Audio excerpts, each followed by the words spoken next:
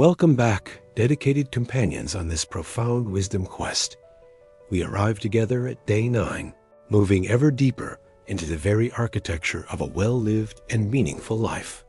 With each step of our shared journey, we are assembling the essential tools, the timeless insights, and the clarifying perspectives necessary to navigate our existence with greater wisdom, peace, and purpose.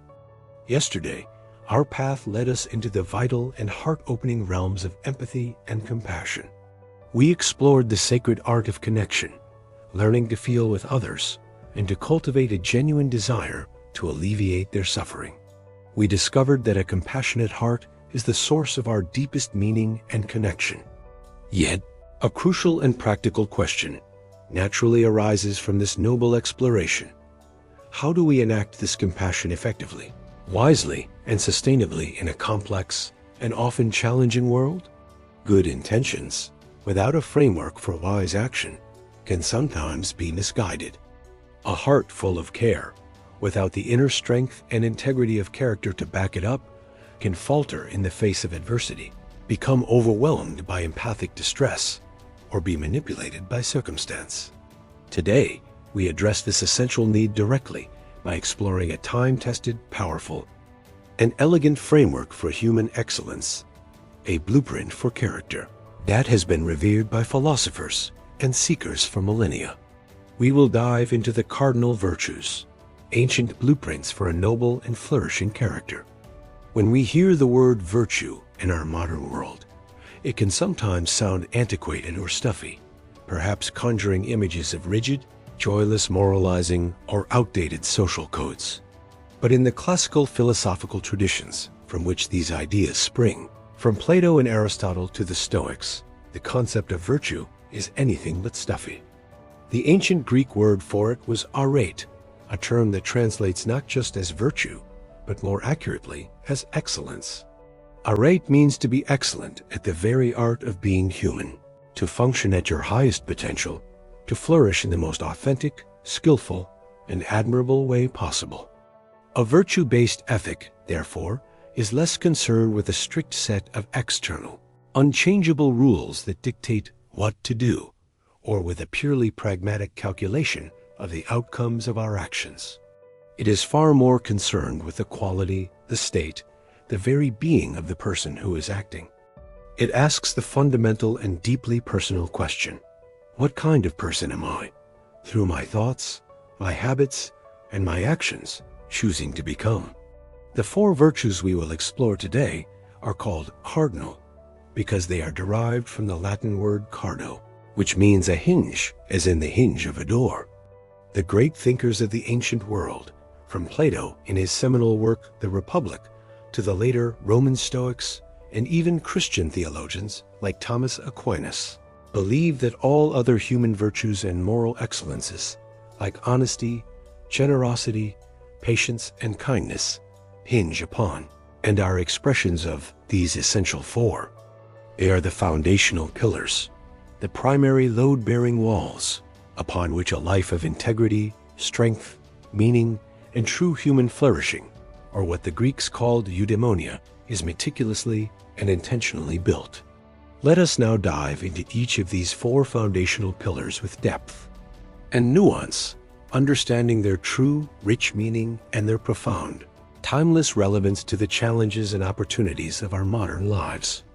The first, and often considered the master virtue, the charioteer of the virtues, is prudence, which is more accurately and powerfully understood as practical wisdom. In Greek, this was phronesis. This is not merely about being cautious, timid, or risk-averse. Prudence is the high art of seeing reality clearly, of perceiving situations in their full context, of making sound, discerning judgments amidst complexity, and of knowing how to skillfully navigate the messy, unpredictable, gray areas of human life. While Sophia or theoretical wisdom might understand universal truths, phronesis or practical wisdom understands how to apply those truths effectively in the here and now. It is the capacity to understand what our true, long-term good is, and to know the right, skillful, and appropriate means to achieve it in any given situation. Prudence helps us deliberate well, not just about what is good for us today, but what is beneficial for a good life overall. In our modern lives, prudence might be embodied by a doctor who, instead of just following a standard protocol, carefully weighs the unique physical and emotional factors of a patient to devise the best treatment plan. It is the parent navigating a difficult conversation with their child with just the right balance of truth and kindness.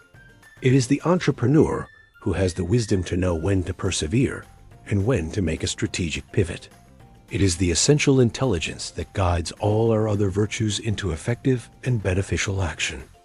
The second cardinal virtue is justice. The Greek term, dikaiosine, carries a rich and expansive meaning that includes righteousness, fairness, integrity, and moral order. Justice is the primary virtue that governs our relationships and our duties to others.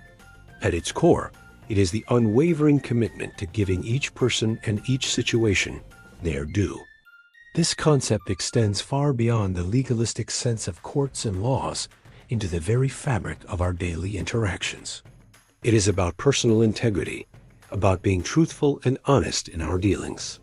It's about fulfilling our promises, taking responsibility for our actions, and acknowledging our role within our community and the larger human family. Justice is the virtue that constantly reminds us that we do not live in an isolated bubble.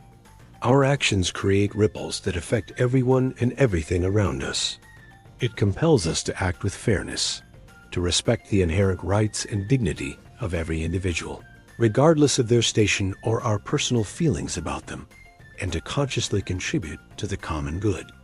This idea is the very heart of the Stoic concept of cosmopolitanism, the profound recognition that we are all citizens of one world, with an inherent duty of fellowship and care towards one another. In our daily lives, justice might manifest as a manager who designs an unbiased hiring process and distributes work and praise equitably. It could be an individual who takes the time to listen to a viewpoint they disagree with to ensure they are being fair. It is the simple, yet profound, act of fulfilling a small promise to a friend with absolute reliability, thereby maintaining the fabric of trust. The third great virtue is fortitude, which we often call courage. The Greek term for this was andreia. Like all the virtues, its classical meaning is far deeper and more expansive than its common modern usage. Fortitude is not merely physical bravery in the face of physical danger. It is moral courage, emotional resilience, patient endurance, and profound, unwavering perseverance. It is the inner strength that allows us to face fear, to withstand physical or emotional pain, to confront profound uncertainty, and to stand firm for what is right and true, especially when doing so is difficult, frightening, or socially unpopular. Fortitude is the virtue that provides the essential strength to live up to the wise judgments of our own prudence and to fulfill the demanding duties of our own sense of justice. It's crucial to understand that fortitude is not recklessness. True courage is always guided and informed by the wisdom of prudence. A modern example of fortitude could be the whistleblower who risks their career to expose wrongdoing, the entrepreneur who perseveres through years of failure in pursuit of a worthy goal, or the individual who endures a chronic illness with profound dignity, patience, and grace, refusing to be defined by their suffering. It is the quiet strength to do the right thing day after day. The fourth and final cardinal virtue is temperance. The Greek word for this is sophrosoin, a beautiful and complex term that means moderation, self-control, and a state of inner harmony and balance. Temperance is the virtue of self-mastery. It is the ability to govern our own appetites, desires, and impulses rather than being governed by them. It is about bringing order to our inner world so that we are not slaves to our cravings for pleasure, food, drink, status, or any other external gratification. Temperance is not about a life of grim self-denial or the complete rejection of pleasure. Rather, it is about finding the wise and healthy balance, what Aristotle called the golden mean, avoiding the extremes of both excessive indulgence and joyless deficiency. It ensures that we enjoy life's pleasures in a way that contributes to our overall well-being rather than detracting from it. In our modern world, practicing temperance might look like mindfully managing our consumption of social media and digital distractions, enjoying a delicious meal with full sensory appreciation without overindulging to the point of discomfort, or maintaining emotional balance and self-control in a heated argument. It is the virtue of a well-ordered and harmonious soul. Now, it is absolutely essential to understand that these are not four separate items on a self-improvement checklist that you can cultivate in isolation. The ancient philosophers saw them as a unified, indivisible whole, a virtuous circle where each supports and requires the others. They are like the four legs of a single, sturdy table. If one is missing or weak, the entire structure is unstable. True virtue is a holistic quality of character. Think about it. To perform a truly just act, you first need the prudence or practical wisdom to understand what fairness actually requires in that specific, nuanced situation. Then, you often need the fortitude or courage to carry out that just action, especially if it involves personal risk or social opposition. And throughout the process, you need the temperance or self-control to ensure that your own desires, fears, or appetites don't pull you away from doing what you know to be wise and just. A courageous act without justice can be mere brutality. A just intention without prudence can lead to disastrous outcomes. They are inextricably linked, forming a seamless web of excellent character. So, how do we move from understanding these virtues to actually embodying them? The ancients were clear. Virtue is a skill, and like any skill, it is built through consistent practice and habituation. You don't become courageous by reading about courage. You become courageous by performing courageous acts. To cultivate prudence, we can practice pausing before making significant decisions, seeking counsel from people we consider wise, and engaging in regular self-reflection, like the Stoic evening review. To cultivate justice, we can actively look for small daily opportunities to be fair, listen with genuine openness to perspectives we disagree with, and take on our share of responsibility within our communities. To cultivate fortitude, we can intentionally and safely step outside our comfort zone in small ways, practicing what the Stoics called voluntary discomfort. And to cultivate temperance, we can practice mindful consumption of all kinds of food, media, information, and set clear, healthy boundaries for ourselves to avoid the pitfalls of excess.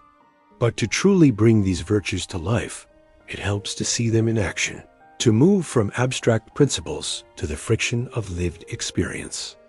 We can do this by looking at virtuous role models and by wrestling with the kinds of complex moral dilemmas that real life presents. First, let us consider some archetypes of virtue, figures both historical and fictional, who embody these excellences. Think of the Roman Emperor Marcus Aurelius. In his private journal, the Meditations, we see a man in a position of ultimate power, constantly practicing prudence and temperance. He deliberates on his duties, reminds himself to act with reason, and works tirelessly to manage his own impulses and maintain his inner balance amidst the immense pressures of war, plague, and politics. He is a powerful archetype of wise and restrained leadership. For an archetype of justice and fortitude, we can look to a figure like Atticus Finch from Harper Lee's novel To Kill a Mockingbird. Here is a man whose commitment to justice, to giving a marginalized person a fair defense, is absolute. He pursues this just cause with immense moral courage, facing down the hatred of his community, risking his reputation and endangering his family, all because his character will not allow him to do otherwise. He shows us that justice often requires profound fortitude.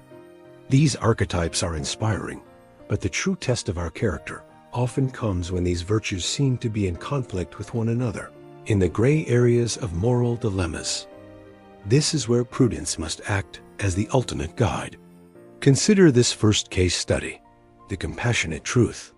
Imagine you have a close friend who has finally found happiness in a new relationship after years of difficulty.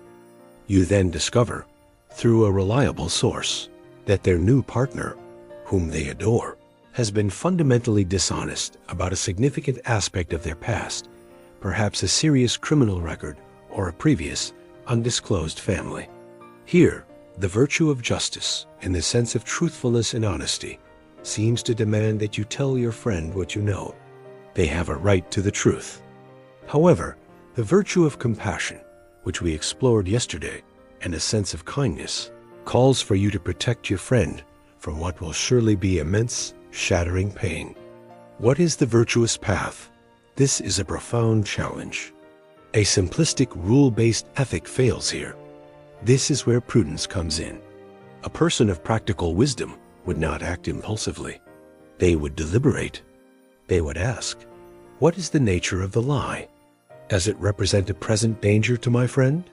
What is my friend's current emotional state and resilience? What are my true motivations for telling them? Prudence doesn't provide an easy, one-size-fits-all answer. Instead, it guides a skillful inquiry. It might lead you to find a way to encourage the partner to tell the truth themselves, preserving their agency. It might guide you to ask your friend gentle, probing questions to help them discover the truth on their own terms. Or it might determine that, given the specific circumstances, the most loving and ultimately beneficial action is to wait. Prudence seeks to balance all competing virtues to find the wisest, most beneficial path forward in a complex situation. Let us consider a second dilemma, the just but costly stand. Imagine you are a mid-level manager in a successful company. You discover that a highly popular and profitable project is achieving its success in part due to an ethically questionable, though not strictly illegal business practice that knowingly disadvantages a small group of suppliers, putting them under severe financial strain. The virtue of justice clearly demands that you speak up and work to rectify this unfairness. However, you know that doing so will harm the project's profitability, potentially impacting the annual bonuses of your entire team, and marking you as a troublemaker, jeopardizing your own career advancement. The pragmatic choice appears to be to stay quiet. Here, fortitude is required to even consider taking the just path. What does virtue demand? Again, prudence must lead. It would assess the long-term cultural cost of allowing an unjust practice to fester versus the short-term financial hit. It would strategize the most effective way to raise the issue, not with angry accusation, but with well-reasoned arguments and perhaps alternative solutions that could mitigate the financial damage. Prudence would guide you on how to apply your courage and your sense of justice in a way that is most likely to produce a good outcome, rather than just leading to your own dismissal without changing anything. It helps find the path that is both principled and effective. These dilemmas show us that living a virtuous life is not about having easy answers. It is about developing the character and the practical wisdom to navigate life's inevitable complexities with integrity, courage, and grace. As you can see, this ancient blueprint for character provides the essential framework for our entire wisdom quest. The virtues give structure and skill to the open heart we cultivated through empathy and compassion on day 8. Justice guides us on how to be fair in our compassion. Prudence helps us discern the most effective way to help another. And fortitude gives us the strength to be compassionate, even when it is difficult. This framework is the very heart of Stoicism, which we explored on day 4, where living a life of virtue is considered the sole and ultimate good. And it provides the ethical foundation for pursuing our ikigai, our purpose from day 2, ensuring that we live out our unique calling in a way that is good, noble, and beneficial to all. The cardinal virtues are not restrictive rules designed to diminish our lives. They are liberating blueprints for human flourishing. They are the essential guides for building an integrated character, a harmonious soul, and a life of profound meaning, integrity, and genuine well-being. They challenge us to become the best version of ourselves. So, I invite you to reflect on these 4 pillars of character. Which of these 4 virtues, prudence, justice, fortitude, or temperance, Do you feel most called to consciously cultivate in your life right now? What is one small, practical action you could take this week to begin strengthening that specific virtue? Please share your thoughts and intentions in the comments below. Your reflections help us all grow in character. If this exploration of these timeless blueprints has provided you with clarity or inspiration, please support our quest with a like. It helps this foundational wisdom reach more people. And if you haven't already, please subscribe and activate the notification bell so you don't miss a single step on our continuing journey. Tomorrow on day 10, our journey into practical wisdom continues as we explore a powerful, ancient, and brilliantly effective tool for cultivating the master virtue of prudence, the Socratic method, the profound and timeless art of questioning for deeper understanding and clarity. Thank you for joining this deep dive into the architecture of character. May we all strive to live with wisdom, act with justice, face challenges with fortitude, and walk through life with balance and grace. I will see you tomorrow.